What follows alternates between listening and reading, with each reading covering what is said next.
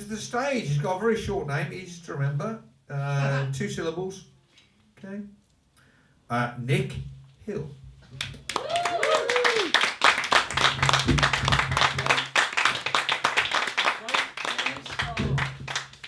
Offensive. I'm not. Honestly, I'm not offensive.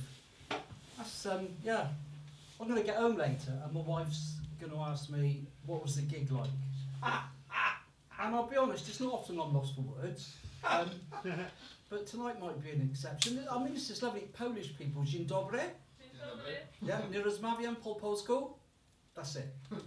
So that's hello in Polish, and I don't speak Polish. And that's basically all that is. Why is that booming? I'll come over. I'll sort that out. I don't know. Oh, I think just try to put the sound on it, you know. Hello. Put the sound on it. Yeah, are we okay? It's not booming now, is it? Is that? No, it's better. Is that better? I think we're all right now, Dave. Go on in. Oh, sure, thanks. No, it's still booming. Drop that volume down. You just put a. Oh. Yeah, drop those two down. There you go. Yeah, that'll be all right. That's okay, isn't it? It's better. So this is it's quite a big year for me. I don't mind telling you, like, because I'm retiring in March, which is fantastic. I know, it's great, isn't it? And I'm 65 in August, right? Which I'm not looking forward to that. And I thought, my wife said you need to start maybe dressing a bit more appropriate for your age. I said, well, what do you mean? She said, well, mate, why don't you buy a hat? I said, I don't want a hat. She said, no, go on, buy a hat. All right, okay. So I bought a hat, right? And it's not for anything fancy, but I didn't realise how versatile it was, because really it should be, just like that. Pretty standard hat. But you can do loads of things with it, like, because if you push it back like this, right, just change direction a little bit like this, all of a sudden you become a Cockney Barra boy. All right, love, do you want some apples? I'll chuck one in, as your old man. It's fantastic. And then if you just pull it round to the side like this, just change your accent slightly. You become a lovely southern Irish fella. You can just pop round to your house. Do you want your drive tarmac? That's no problem, I can do that for £1,000. But it's got a sinister side as well. Because if you pull it round to the front, pull it down, just drop your voice a little bit like this, you become a fucking Peaky Blinder. So whilst on the subject of accents, Time Out have done, they've done a survey over the Christmas period, and people voted for the 5 most sexiest accents and the worst accents in the UK. Right, and can you have a guess which accent came out as the most sexiest? Anybody? Any ideas? Essex. No. Geordie? No. Welsh, right? Yeah. So, yeah, the Welsh came out as the most sexiest accent. Hugh Edwards, the newsreader, he jumped in straight away, said there is not one Welsh accent, there are many. My favourite is number 1, Llangennith, number 2, Bangor, and number 3, Aberarth. Nobody gives a fuck, you, do they? Really? Like, those places, they just don't exist. They probably do exist, right? And it got me thinking. So I'll tell you the top 5 accents, and I've got a phrase to use, and then you can see what you think. All right, love. Do you fancy giving this a little lick?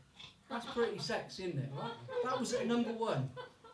At number 2, Yorkshire.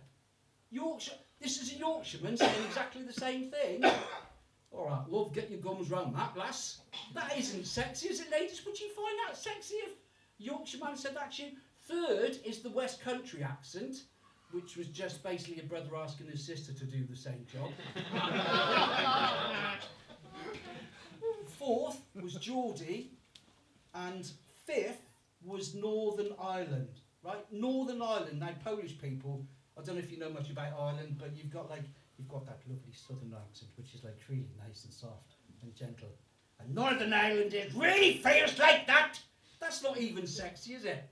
At the other end of the table, they scored points to these accents, right? At minus 29 points was the Cockney accent. Fair enough.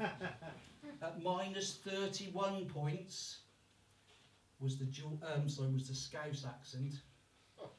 And I'm really sorry to tell you, but with minus 53 points, voted by Time Out readers, the worst accent in the country, it was Brummie. Right, now, I've got to be honest, I would question that, because if I was I don't know, ladies, you think, Right, we use the same phrase. Yeah, all right, babes. Do you want to give that a little lick? No, all right, don't bother. How is that not sexy? It's just, it's got to be, hasn't it? So, do we all have a good Christmas? Yeah. Seems quite a distant memory ago, didn't it? And I'm not. I know you're Orthodox Christian, which I've got to be honest. I think they're just using that as an excuse to have fucking 2 Christmases. I've never heard anything so ridiculous in my life. I don't believe in. I'm not really religious. I don't believe in all that Mary and Joseph stuff. I mean, it's just so far fetched, isn't it? I mean, a bloke comes home from work. He's been slaving hard, making tables and chairs all day. Comes in, no tea on the table. His wife said, do you want to sit down? I've got something to tell you. What is it? You know I'm a virgin. Yeah. Well, I'm pregnant. Oh, that's fantastic. I always wanted a son. Yeah, it's not yours, by the way. What? Yeah, it's not yours. And then she proceeds to tell him, in essence, that she's been impregnated by a fucking alien being. It's just too far-fetched. It's just rubbish. But before Christmas, something happened to change my mind, and I'll call it a Christmas miracle.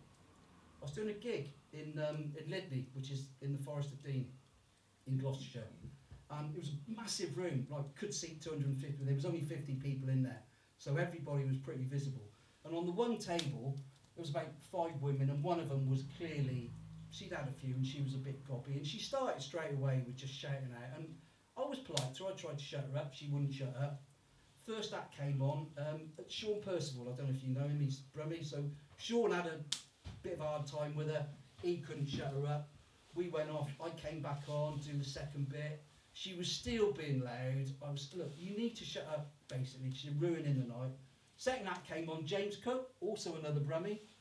James was a little bit more brutal. She would not shut up. And he said to her, this must make a change from how you normally spend your Saturday nights. And she said, what do you mean? He said, well, normally I suspect you're just in on your own staring at that wedding dress you're never going to wear because you're so fat and ugly nobody will want you.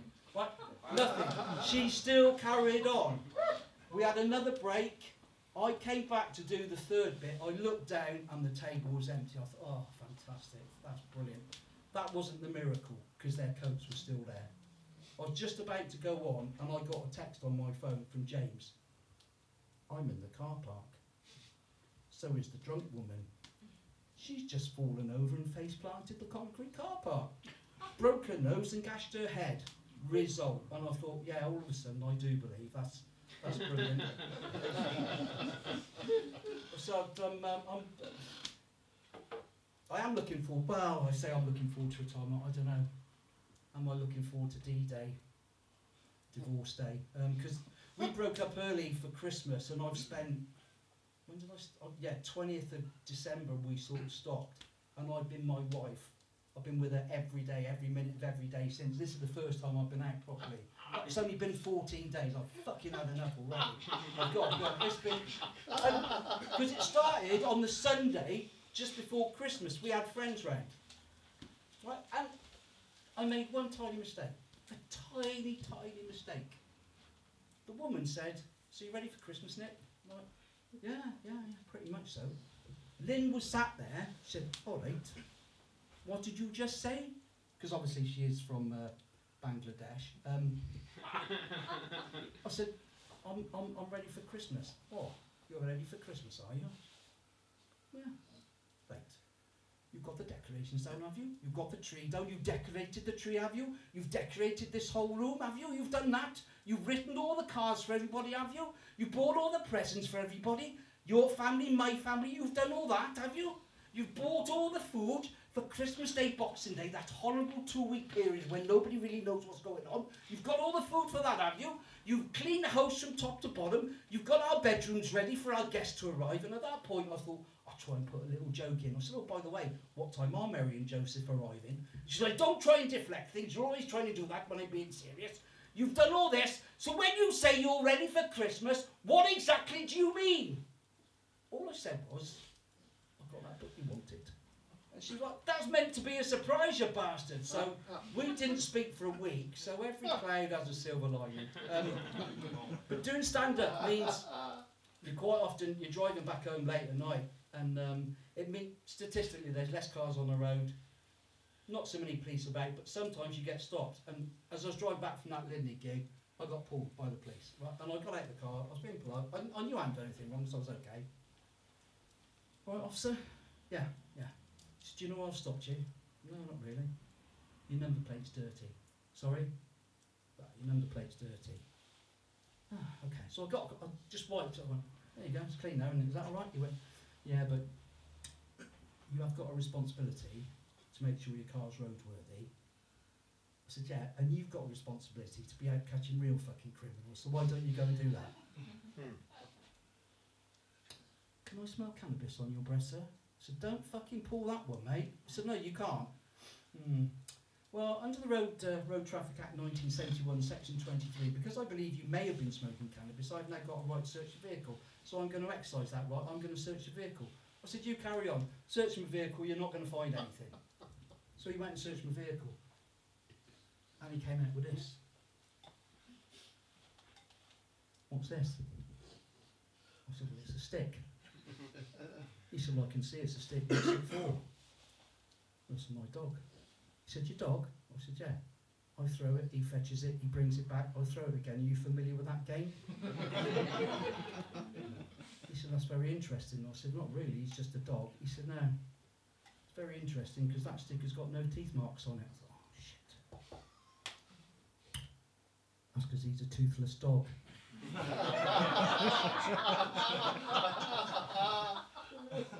What? He's a toothless dog. I said, is he? Yeah. Have you got any pictures to prove that? I said, yeah, on my phone. It's in the car. Can I get it? He went, yeah, you can. I'm in the car Googling toothless dogs. I come out, I go, there you go. And he went, oh, he's done exactly the same. He said, oh, look at that. He said, is this your dog? I went, yeah, that's my dog. He said, that's interesting because this dog's in Portugal. He's a rescue dog. I said, yeah, I know, we rescued him. He said, sorry? I said, we rescued him, but then we had to send him back. He said, why? I said, it went very well. He said, what was the matter with him? I said, well, first time we threw the stick and he went to get it, all his teeth fell out. And he went, this is fucking ridiculous. And I said, well, you started it by accusing me of smoking cannabis. Anyway, that's all new material. Some of that went down well. You've been lovely. Thanks very much. Good night.